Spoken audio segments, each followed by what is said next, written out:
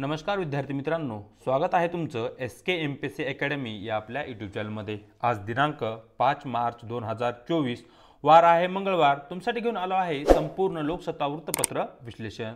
तर आज या ठिकाणी आपण मित्रांनो ज्या काही महत्त्वाच्या बातम्या आहेत त्यामध्ये इलेक्ट्रोल बॉन्ड, अभय योजना, स्मार्ट प्रीपेड कार्ड, समृद्धी महामार्ग, एक भारत श्रेष्ठ भारत, पहिली हवाई टॅक्सी, राष्ट्रीय विज्ञान दिवस, जागतिक टेबल टेनिस विजेतेपद, पहिला सौर ऊर्जा प्रकल्प आणि गतिशक्ती अनुसंधान पीठ या संदर्भात ज्या काही न्यूज आपल्याकडे महत्त्वाच्या आहेत त्या सर्व न्यूजना या ठिकाणी आपण MCQ क्वेश्चनच्या माध्यमातून इन डिटेल मध्ये समजून घेण्याचा प्रयत्न करणार आहोत। चला तर जी काही आजची आपली डिस्कशन आहे तिला या ठिकाणी आता आपण सुरुवात करूया। या ठिकाणी मित्रांनो आजची जी आपली पहिली न्यूज आहे ती इलेक्ट्रोल बॉन्ड किंवा निवडणूक रोख्या संदर्भात आहे। सरळ या ठिकाणी न्यूज पाहूया। 30 जून पर्यंत मुदत वाढ मिळावी अशा प्रकारची न्यूज लोकसत्ता पेज क्रमांक 1 वर आहे। अलीकडेच सुप्रीम कोर्टने इलेक्ट्रल बॉन्ड ज्याला की आपण निवडणूक रोखे म्हणतो त्याच्या वापरावर बंदी आणलेली या ठिकाणी आपल्याला दिसत आहे आणि त्या संदर्भात ती न्यूज आहे। या ठिकाणी साइडला तुम्ही पिक्चर मध्ये इलेक्ट्रोल बॉन्ड हे कशा प्रकारचे असतात तेही पाहू शकता। सर्वप्रथम आपण जो काही आजचा आपला प्रश्न आहे तो प्रश्न पाहूया आणि त्यानंतर नेमके हे इलेक्ट्रोल बॉन्ड कशा प्रकारे कार्य करतात ते समजून घेण्याचा प्रयत्न करूया।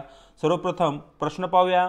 इलेक्ट्रोल बॉन्डच्या संदर्भात खालील विधाने विचारात घ्या अशा प्रकारचा मित्रांनो या ठिकाणी आपला प्रश्न आहे। ज्या ठिकाणी विधान क्रमांक 1 भारतातील कोणताही नागरिक किंवा भारतातील विशिष्ट असलेली संस्था निवडणूक रोखे खरेदी करू शकते अशा प्रकारचं आपलं पहिलं विधान मित्रांनो या ठिकाणी आहे।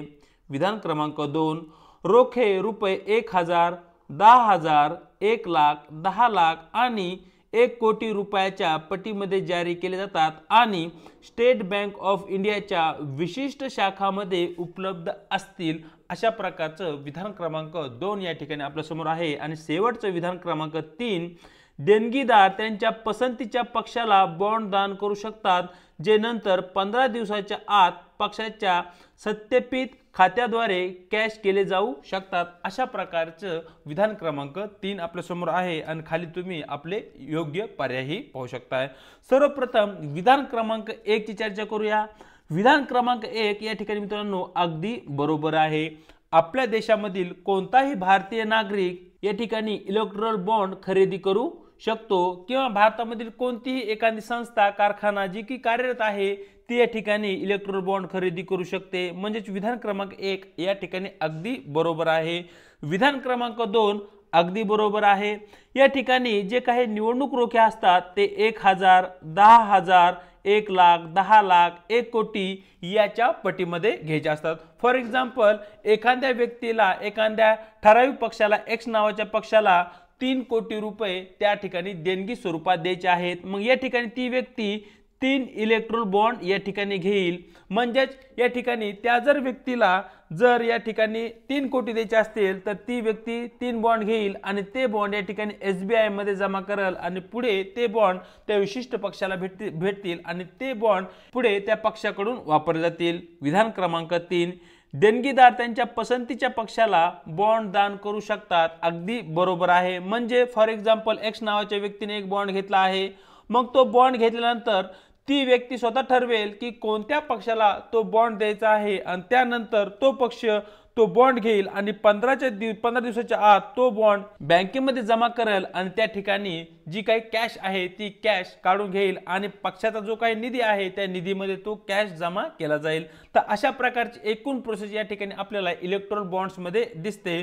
या ठिकाणी विधान क्रमांक 1, विधान क्रमांक 2 आणि शेवटी विधान क्रमांक 3 अगदी बरोबर असल्या कारणाने मित्रांनो आपलं योग्य उत्तर राहील शेवटचा पर्याय D वरील सर्व विधाने बरोबर आहेत। प्रश्न क्रमांक 1 चं आपलं योग्य उत्तर राहील पर्याय D। पाहूया आपला पुढचा प्रश्न जो की या ठिकाणी अभय योजने संदर्भात आहे। सरळ या ठिकाणी अगोदर न्यूज पाहूया। अभय योजनेतून 166 कोटीचा दंड, मुद्रांक शुल्क माफ अशा प्रकारची न्यूज लोकसत्ता पेज क्रमांक 2 वरती तुम्हाला दिसून जाईल।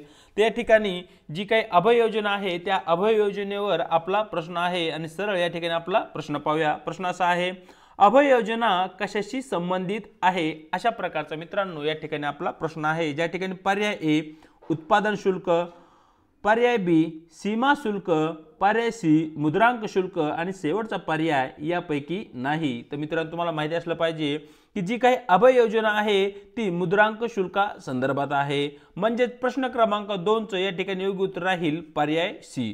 सर्वप्रथम मुद्रांक शुल्क म्हणजे काय हेही तुम्हाला या ठिकाणी माहिती असणं आवश्यक आहे, ज्याला की आपण इंग्लिशमध्ये स्टॅम्प ड्युटी ही असे म्हणतो।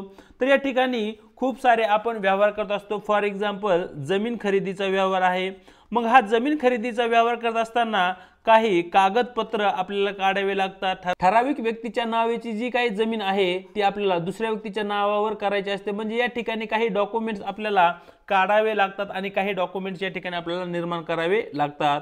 मग या ठिकाणी डॉक्युमेंट काढण्यासाठी आणि निर्माण करण्यासाठी एक प्रकारची ड्युटी किंवा एक प्रकारचा कर तुम्हाला या ठिकाणी लावला जातो, ज्याला की आपण मुद्रांक शुल्क असे म्हणतो। आणि या ठिकाणी त्या मुद्रांक शुल्क संदर्भात जी काही योजना आहे ती आहे अभय योजना। चलूया आपल्या पुढच्या प्रश्नाकडे। जो आपला पुढचा प्रश्न आहे तो स्मार्ट प्रीपेड मीटर संदर्भात आहे। सरळ या ठिकाणी आपली न्यूज पाहूया। स्मार्ट प्रीपेड मीटर प्रथम शासकीय कार्यालयामध्ये अशा प्रकारची न्यूज लोकसत्ता पेज क्रमांक 3 वर तुम्हाला दिसून जाईल। तर अलीकडेच देशामध्ये आधुनिक तंत्रज्ञानावर आधारित ज्या काही विविध सेवा आहेत त्या सेवा या ठिकाणी देशातील नागरिकांना देण्यासाठी सरकार कटिबद्ध असलेलं दिसतंय। आणि त्याचबरोबर ज्या काही सेवा आहेत त्या सस्टेनेबल राहाव्यात, म्हणजे त्या सेवांची सेवा घेत असताना ग्राहकांना काही चार्ज आकारला जातो, तो चार्ज ग्राहकाकडून योग्य दरामध्ये योग्य वेळी पुरेशा प्रमाणात गोळा व्हावा, ज्याच्या माध्यमातून त्या ज्या सेवा आहेत त्या निरंतर ग्राहकांना देता येतील, यासाठी एक सिस्टीम पद्धती निर्माण केली जात आहे। आणि त्याचाच एक भाग म्हणजे स्मार्ट प्रीपेड मीटर। तर यावर आधारित जो प्रश्न आहे तो प्रश्न या ठिकाणी पाहूया। स्मार्ट प्रीपेड मीटर कशाशी संबंधित आहे अशा प्रकारचा मित्रांनो आपला प्रश्न आहे, ज्या ठिकाणी पर्याय ए इंटरनेट सेवा वापर, पर्याय बी वीज सेवा वापर, पर्याय सी राशन अन्न सेवा आणि शेवटचा पर्याय यापैकी नाही। तर तुम्हाला माहिती असलं पाहिजे की स्मार्ट प्रीपेड मीटर हे वीज सेवा वापरासंदर्भात असलेले मीटर आहे, ज्याची की सुरुवात शासकीय कार्यालयामधून केली जाणार आहे। एक थोडक्यात आपण स्मार्ट प्रीपेड मीटर जे आहे त्याची जी काही कन्सेप्ट आहे ती कन्सेप्ट या ठिकाणी समजून घेऊया। फॉर एक्झाम्पल आपण मोबाईल आहे आपल्याकडे आणि मोबाईलमध्ये आपण रिचार्ज करतो। जर आपल्याला पुढच्या 3 महिन्यासाठी जर मोबाईलमध्ये रिचार्ज करायचं असेल तर या 3 महिन्याच्या सुरुवातीलाच आपल्याला या ठिकाणी 800 रुपयाच्या आसपास अराउंड या ठिकाणी आपल्याला रिचार्ज करावा लागतो। आणि त्यानंतर आपण पुढचे 3 महिने इंटरनेट सेवा असेल किंवा जी काही कॉलिंग सेवा आहे ती सेवा या ठिकाणी आपण वापरत असतो। अगदी त्याचप्रमाणे स्मार्ट प्रीपेड मीटर हे कार्य करताना दिसते।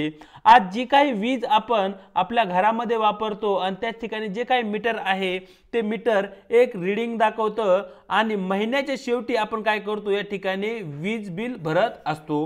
परंतु आता आपल्याकडे स्मार्ट प्रीपेड मीटर दिलं जाईल, म्हणजे फॉर एक्झाम्पल आपण आपल्या मीटरमध्ये 300 रुपयाची जर वीज भरली तर या ठिकाणी केवळ तेवढीच वीज आपल्याला वापरता येईल।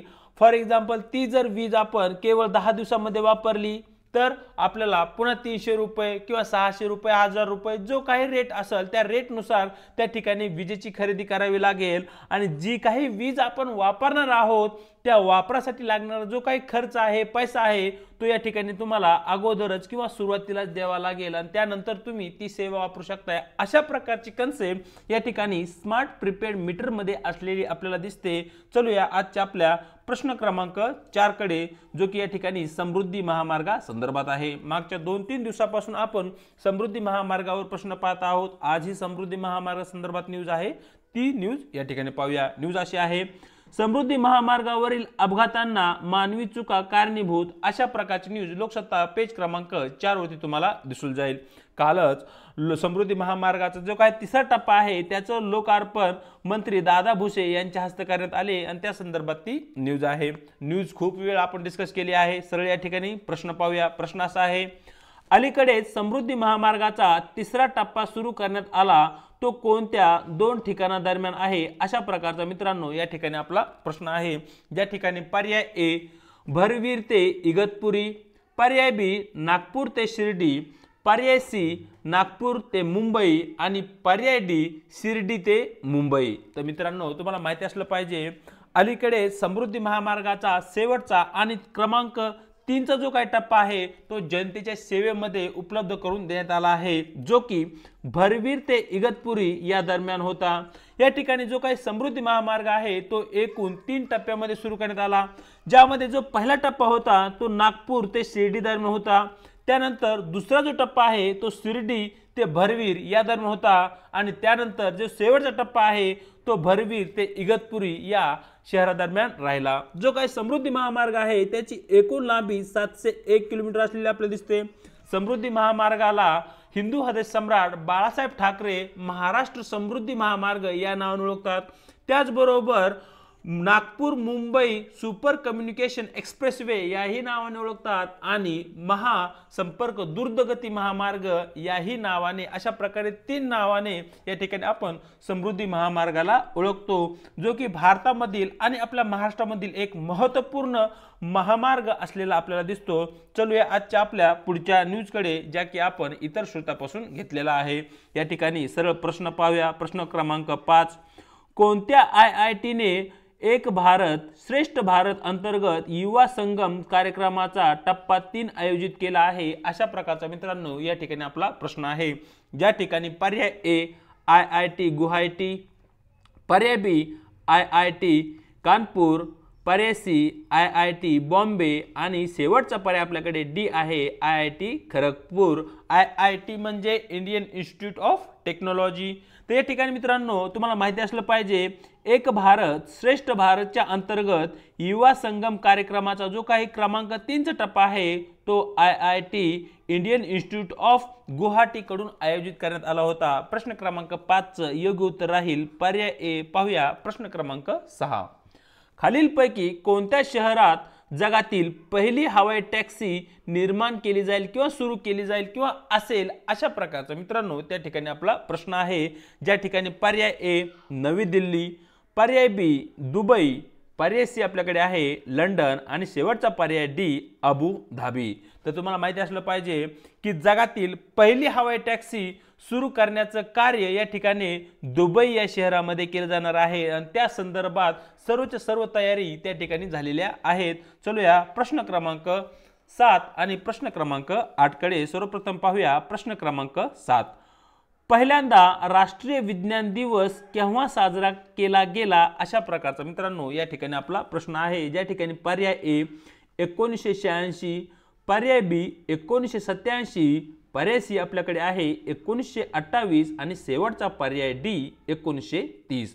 तर तुम्हाला माहिती असलं पाहिजे की भारतामध्ये पहिल्यांदा राष्ट्रीय विज्ञान दिवस हा 1987 साली सुरू करण्यात आला आणि तुम्ही मला कमेंट बॉक्समध्ये सांगायचे की राष्ट्रीय विज्ञान दिवस हा कोणाच्या जन्मदिनी साजरा केला जातो किंवा कोणत्या व्यक्तीच्या योगदानामुळे आपण ठराविक दिवशी राष्ट्रीय विज्ञान दिन हा साजरा करत असतो। पाहूया प्रश्न क्रमांक 8, कोणत्या खेळाडूने WTT कॉपर स्क्रिप्ट 2024 फीम मध्ये पहिल्या जागतिक टेबल टेनिस विजेतेपद मिळवले आहे? त्या ठिकाणी पर्याय ए श्रीजा अकोला, लिली झांग, मनिका बत्रा, दिया चितळे। तर तुम्हाला माहिती असलं पाहिजे की प्रश्न क्रमांक 8चं योग्य उत्तर राहील पर्याय ए श्रीजा अकोला या खेळाडूने WTT कॉपर क्रिस्टी 2024 फी मध्ये पहिले जागतिक टेबल टेनिसचे विजेतेपद त्या ठिकाणी पटकावले आहे।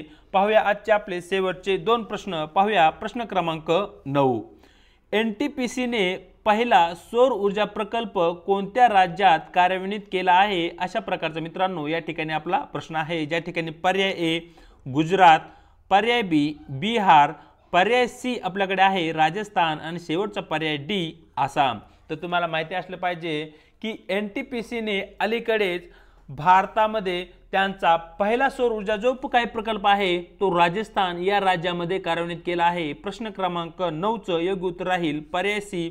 पाहूया आजचा शेवटचा प्रश्न। प्रश्न क्रमांक 10, भारतातील प्रथम गतिशक्ती अनुसंधान पीठ कोठे स्थापन करण्यात आले आहे? ज्या ठिकाणी पर्याय ए आहे IIM Indian institute of management Indore, IIM Mumbai, IIM Delhi आणि शेवटचा पर्याय डी IIM शिलाँग।